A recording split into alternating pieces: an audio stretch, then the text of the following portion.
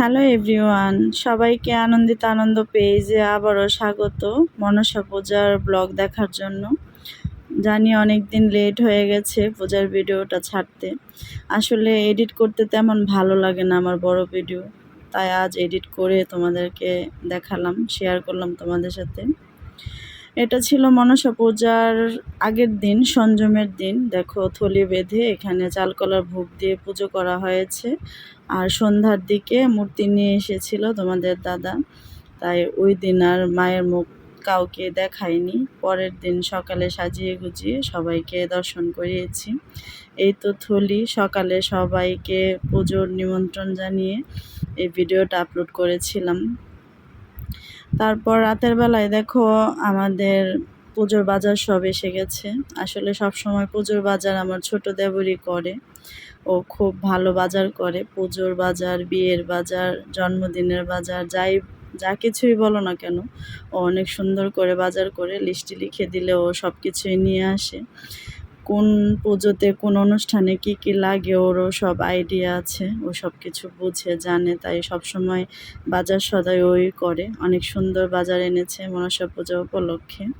এখানে ফল টল সবই রয়েছে। বলো তো মনসা পূজায় সবচাইতে বেশি কোন ফল লাগে? হ্যাঁ, আমি বলে দিচ্ছি, সবচাইতে বেশি লাগে কলা আর দুধ। এখানে দেখো শ্বশুরমশাই পদ্ম ফুল আর পদ্ম পাতা নিয়ে এসেছে। আর এখানে মায়ের বরণ আর ভুজির আয়োজন ছিল। তোমাদের দাদা গাছ থেকে বেলপাতা তুলে এনেছে। আর এই তো বাইরে বসে গেছে মায়ের দুধ কলার ফুল বানানোর জন্য। এই লোকটা সব কাজেই খুব পটু, সব কিছু খুব সুন্দর করে বানিয়ে দেয়। যে কোনো জিনিস যদি বলো সেটাই তোমাকে বানিয়ে দেবে এবং করে দেবে অনেক সুন্দর নিখুঁতভাবে। সবার পুজোতে তো অনেক ফুলের প্রয়োজন মনসা পুজোতে, তাই সব ফুল উনি বানাচ্ছিল বাইরে বসে বসে। তখন আমার মেয়ে এই ভিডিওটা করেছে, অনেক সুন্দর করে ফুল বানিয়েছিল। আর আমরা দুই যা এদিকে বসে পুজোর ভোগ সাজাচ্ছিলাম। আমি চালকলার ভোগগুলো সাজিয়েছি আর দুই যা মিলে ফল কেটে ফলের ভোগও সাজিয়েছি। আবার যারা যারা মনসা পূজাতে নাগের দুধ কলা দিবে তারাও দিয়ে গেছে, তাদের ভোগও সাজিয়ে দিয়েছি। এবং খুলে কলা আর দুধ দিয়ে মা এদিক দিয়ে পুজোর এখানে সাজিয়ে দিয়েছে।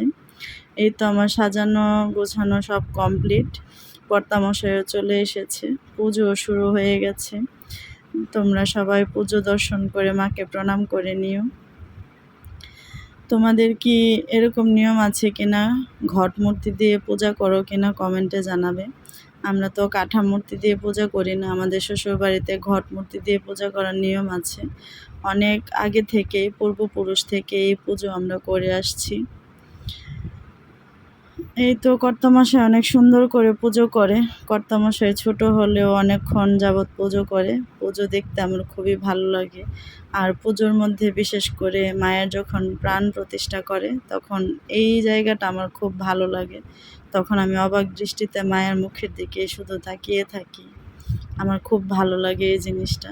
আচ্ছা, তোমাদের কি এই জিনিসটা খুব ভালো লাগে, নাকি পুজোর অন্য কোনো পার্ট আছে যা তোমাদের খুব ভালো লাগে? আমার কাছে কিন্তু প্রাণ প্রতিষ্ঠা করার সময়টা খুবই ভালো লাগে। এই তো পুজো কমপ্লিট মোটামুটি, এখন যজ্ঞ শুরু হবে। কর্তামশাই যজ্ঞের আয়োজন করে নিয়েছে। যজ্ঞের পর আমাদেরকে অঞ্জলি দেওয়া হবে। অনেকে এসেছে আমাদের বাড়িতে, এসে নাগের দুধ কলা দিয়ে গেছে এবং অনেকে আছে এদিকে অঞ্জলি নিবে। যজ্ঞ খুব সুন্দর করে হয়েছে এবং খুব ভালো লাগছিল। পুজোর দিন সকাল সকাল সবাই মিলে হাতে হাতে সব কিছু করে দিয়েছি। আমরা তো চার যা এক একজন এক একটা করেছি, শাশুড়ি মাও হেল্প করেছে। আর কর্তামশাইও খুব সকাল সকাল এসেছে। আমাদের 10টা-11টার ভিতরে পুজো হয়ে গেছে। তারপর সবাইকে খিচুড়ি প্রসাদ খাওয়ানো হয়েছে। একদিকে খিচুড়ি রান্না, একদিকে পুজোর আয়োজন, সব কিছু মিলিয়ে খুব তাড়াহুড়া করে করতে হয়েছে। আর আমরা অনেকজন মানুষ থাকাতে তেমন কোনো অসুবিধা হয় না, সব কিছু খুব সুন্দরভাবে হয়। এই তো তোমাদের সাথে কথা বলতে বলতে যজ্ঞ শেষ। তারপর কর্তামশাই চলে গিয়েছিল আর মা এখানে সবাইকে নিয়ে একটা আগের দিনে বলতো কিচ্ছা, একটা গল্প ছিল মনসা পূজা নিয়ে, এটাই মা এখানে মায়ের সামনে বসে বসে বলছিল আর সবাই শুনছিল। তারপর তো কর্তামশাই আমাদেরকে অঞ্জলি দিয়েছে, সবাই মিলে অঞ্জলি নিলাম পরিবারের সবার সাথে। এটা খুব ভালো লাগে। আমাদের বাড়ির প্রত্যেকটা বাচ্চারা উপোস ছিল 11টা-12টা পর্যন্ত, ওরা সবাই উপবাস থেকে অঞ্জলি দিয়েছে মায়ের কাছে। মায়ের কাছে একটাই প্রার্থনা, সবাইকে যেন সুস্থ রাখে, ভালো রাখে এবং সবার মঙ্গল করে, সবার শঙ্খ সিঁদুর যেন অক্ষয় থাকে, এটাই প্রার্থনা করি। জয় মা বিশুহরি। তারপরেই তো আমাদের পুজো কমপ্লিট হয়ে গেছে। এই ছিল আমাদের পুজোর প্রসাদ। সবাই প্রসাদ দর্শন করে নিও। আজ এই পর্যন্ত। এটা